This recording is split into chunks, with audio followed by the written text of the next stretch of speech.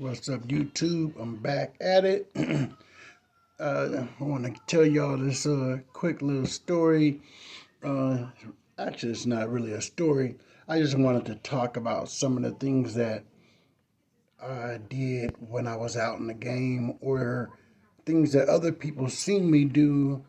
I just wanted to talk about some things that were either off the chart, real backwards, crazy, scandalous, or when somebody saw me doing something and was like, oh, this cat, he's really out here pushing the line. It's just different things that took place when I was living that life. To be straight 100 with you, it was when my head was really big. I take off this hat, you think I got a dome now. That joint used to really be swollen when I was in the streets because I thought I was the prettiest, coolest, pimpinest cat walking the face of the earth. For real. I just really thought I was too smooth for my own good.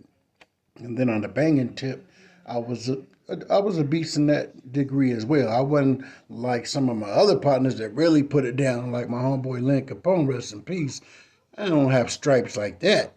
And that cat, I believe Lynn's a year younger than me, but he, look here, the homie put in some work.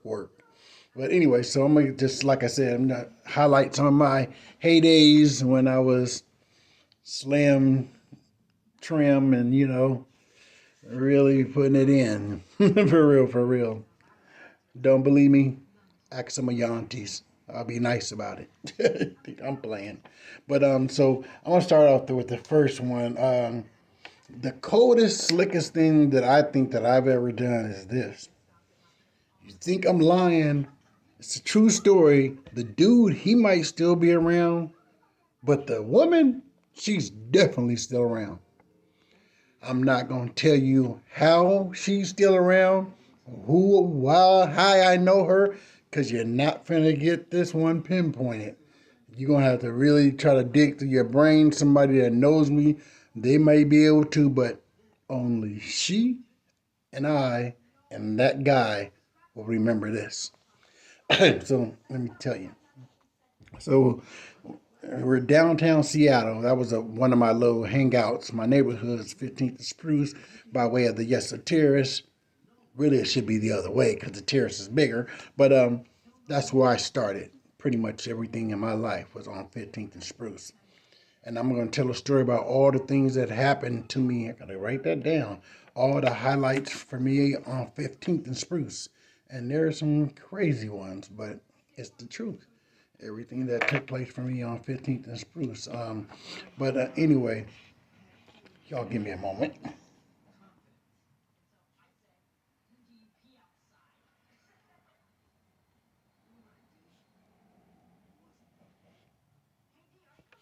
My bad, y'all. I had to do that because if I don't remember, I'll forget. And like I was saying in my other videos, this is what I've been doing since I was in the, I'm about to say penitentiary, I ain't never been there. Since I was in the hospital when I had my stroke, I literally started writing down things that I want to talk about on YouTube because right then I knew my memory was getting shot. It used to be really good.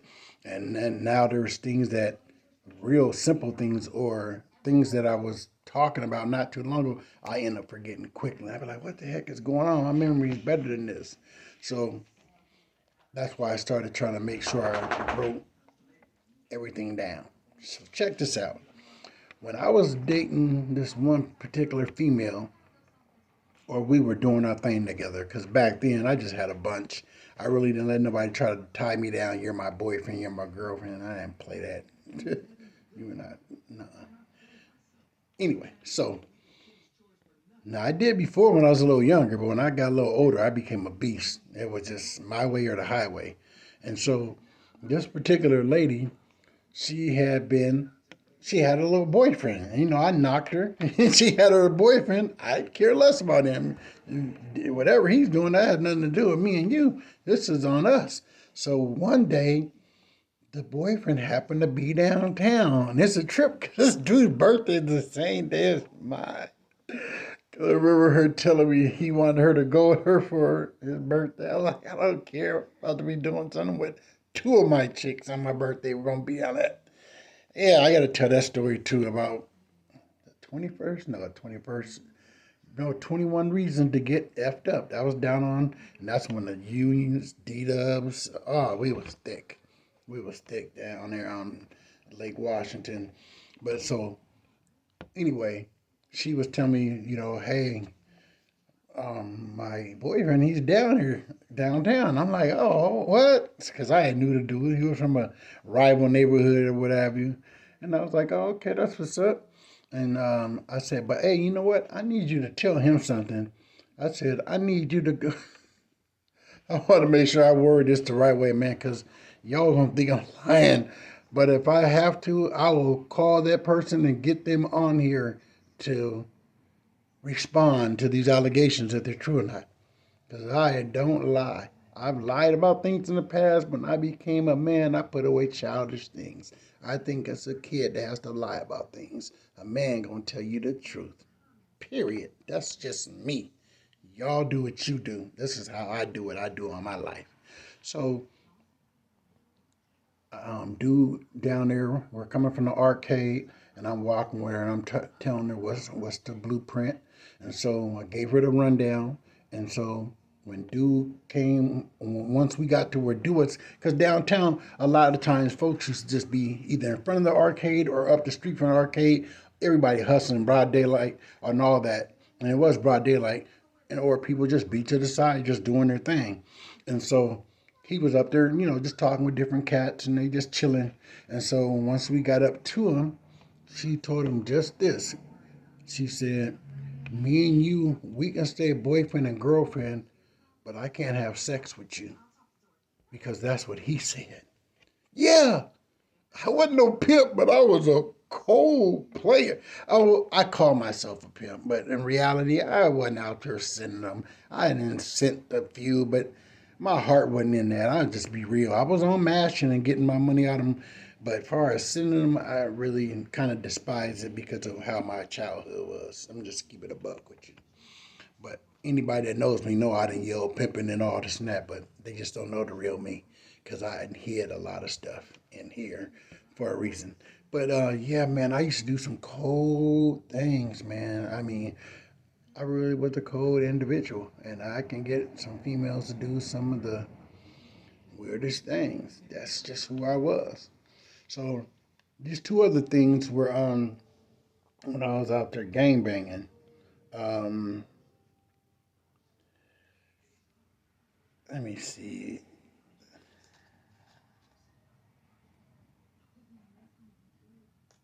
Oh yeah, I'm tripping. I almost forgot this one. I'm glad I had to look at my notes real quick. Okay, now this one right here is a little off the hook too. This, dang, I can't do that. I don't want to say too much about this person because if I say too much, then her homegirl's gonna definitely know who I'm talking about, and I don't want to disrespect her or her family like that.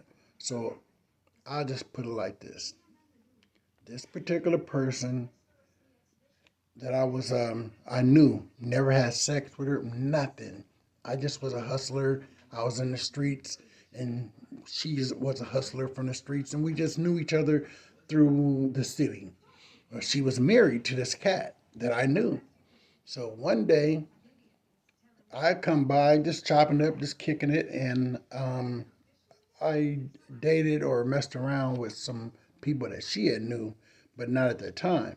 And so, this is Seattle. It's pretty small. So like I said, I forget how either my partner's girl stay down the way, and I'm not sure if I was by there visiting them, and I ran into them, her and her husband, and found out that they were staying in the apartments. I forget, but anyway, we started talking, and I mean, I went over there and hang out with them, sitting there talking, and I forgot how we got on the subject, but she was talking about money. I'm like, yeah, well, hey, you want to make some money with me? You can do this, that, and the third on the side. And she's like, oh, okay, I'm down. She said, but I just don't want him to know. She didn't want her husband to know. Mind you, this person had been liking me for a while. You know when they say when people always mess with you, talk about you, want to always got some hatred about you or whatever, and when you're younger, they liked you. This was a true story. Me and this person used to get into it all the time. And little did we both know we both liked each other because when she got older and got thicker, and I wouldn't mess around with none of her peoples. I really started really paying attention. Like, oh, she's bad. Before we used to funk so much, I was like couldn't stand her. But so she started talking to me, and I was like, yeah, so you can make these little jugs here. I'll give you this, and you can make this, and we'll just keep between us. So she's like, she's with it. So I come, drops her a sack. She take the sack, and I tell her when I'm coming by to pick up the change. So I came by this one day to pick up the money, and I'll never forget, in the living room, her husband was sitting there talking, we chopping it up, we kicking it. Saying it now, I kind of feel bad about it. Like, dang, dude, you was out of pocket, man. I mean, you was in a person's living room and you almost pimping on their wife and their face and they don't know about it. That was something else. So anyway, the cat made a move and she slid me the money on the couch without him knowing. And then we kind of played it off, started laughing, talking about something. I took the change, put it in my pocket. All right, y'all, I got to make my move. Hey, I'm up out of here. And I split. And that's how we kept it. We ran it like that unless we were at different spots. And we ran it up and she paid me the change. And that's how we kept it for a little bit. These are some of the things that I used to do when I was out there in them streets. And I just felt like I was that guy, that I can do it. Okay, so now we're gonna get into some little gangbanging things. So there's one situation. My cousin dated a lot of different out of town Crips. Well, there's one particular cat. I'm not gonna say his neighborhood because if I do, people will know who I'm talking about. But this one particular cat, he was outside there in the south, and he's talking with my cousin's child's father. And when he was talking to him, I could just see from a distance the body language. Now I kind of stayed flamed up. That just was my regular get down, just depending on what I had going on. So I seen the body language, and this cat, he kind of small, and the other cat, he's a towering big crip, you know what I'm saying? LA, you know how that is. I mean, feel like you could just plug anybody from any state because you're from LA. You know, that's just kind of how some people thought, until they got put on their pockets up here. That's when their minds caught on to reality. You can't push that everywhere because not everybody's going for that. But so I just kind of felt like it was one of those situations because this person, I believe he was, my cousin's child father. I always thought he was a gang member, a Crip, but maybe he really wasn't. He just lived and hung around and did business around them people. So I'm sitting there looking at this and I'm like, wait a minute, this cat, man, he ain't really into all that. And this cat felt like he gonna push up on him. So I'm in the bucket. I pulled a bucket over and Skippers right across the street from Columbia City. And that's back when Skippers was right there in the corner. So I pulled over, hopped out, and as I hop out, I'm walking up to him. I got, of course, my thing, but this was my chrome Luger, but it's long. It's really big. It's a deuce, but it looks like it's a 4.5, a long one. It's chrome. It's chunky. So now I got on shorts at that, sagging with that joint hanging out, right? And so he looks and he kind of smiled because he knows who I am. He knows because I done been around him and around my cousin, so he knew who I was. And but I wasn't even paying him no mind. I just went and looked right into, I call him my peoples. I looked right into his eyes like, "What's good? You all right, bro?" He was like, "Yeah, I'm good. I'm good." And so dude was like, "What's up?" And I just looked at him, and then I looked back and was saying, "You sure you good, bro?" And then looked at him and gave him that mad dog look like, yeah, say the wrong thing or let me hear the wrong thing, partner, you'll get burnt right here, broad daylight, about my peoples, because he was with my cousin for as long as I knew, and I considered him family. And he just kind of looked and smiled. But I think the reason why he was smiling because he had that respect, like, oh, this youngster really about to pull up about this cat, and he knowing that he ain't from my side, so he knew that this was a family thing. So I just looked at him, looked at the relative again. He said he was good and just went on my way.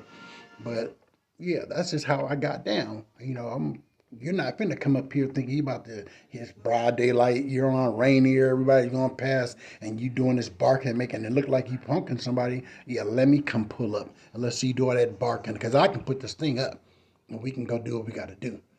Because one of my homeboys already had a tap dance on them chins downtown. Yeah, we don't play when it comes to putting these things on you. We're really good up here. So no rest for us. We've been doing it since we come out. Yeah, we've been doing this. So anyway, let me calm down. I'm not trying to be disrespectful because there's a lot of cats that's been scrapping since day one in the California area, period. There's some good up north scrappers that really get down. Don't get it twisted. But and then there's some good down south ones too. But I just ran into some cats that I just didn't respect because it was more of a gunplay than fist play.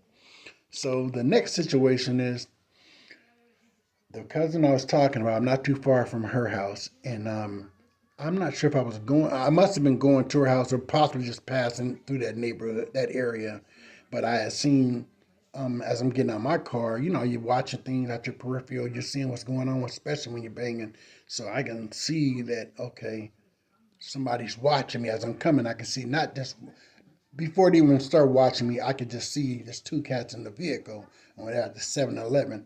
So I'm just walking. Now this time I'm cherried up and I'm just walking, slowly after I got out of my car and I'm going past their car and I can hear things pretty good sometimes. And I just remember hearing the cat say, and I don't like using this word, but this is the way I said it. He said, "Cuz that nigga got two pistols." Man, I had to hold my laugh in, but I'm sitting there smiling like he recognized it. Like, look at this cat. I know he'd probably like, look at this SL, how they disrespect, in his, he didn't say it out loud because I heard him talking, but I'm in his mind, he probably thinking, this man's flamed up. But then he looked, he's like, this cat got two pistols, cuz. Like, they didn't want to get out that car. Quiet as kept, they didn't get out the car until I left. I done went in the store, did what I had to do, got back out. They were still in the car. And they didn't go in the store until I was gone. I never seen them get out the car. And I had to respect them because they probably thought if they got out and they trued up, they probably thought, oh, it's a wrap. Because we might only have one thing if we even got a strap on us. And this cat got two, and they big because I had my P. Luger and I got my 4.5. So man, I was a mess back in my day. And I'm solo. This is how I roll. The other situation I told you about, I'm solo. The situation downtown, I'm solo. Going out there to get it. Yeah, I got a crew. MOA, we're known up here. But for the most part, when I got older, I did a lot by myself. Especially after losing Suge. That was my best friend, and that really tore me up on the inside. So I guess that just got me to the point where I was just by myself the rest of my life. I didn't think about that till right now. But yeah, after losing Suge, rest in peace. That was J2C. That's my bro. That is my bro. Don't get in my comments because I know what he was when I was hanging with him. Some people want to try to put him on another neighborhood and tell him, oh, I seen him get put on this neighborhood and all that. Like, why would he Let me shut up because I can get disrespectful and I'm not trying to. Suge was from J2C as long as I know him. That's all he ever pumped when he was around any of us. BGD, J2C. Period. That's all I ever heard come out of his mouth. Anybody in the Yes Terrace, because he hung around us majority of the time before he went to his mom's house, because he used to live in the house with me majority of the time. This is what I used to hear, and we all used to hear him say all the time. It is what it is. But yeah, man, I was solo dolo, and they call me Dodo. That was one of my nicknames when I was a kid. But anyway, man, this was a good one. Hope y'all enjoyed it. Take care. Peace.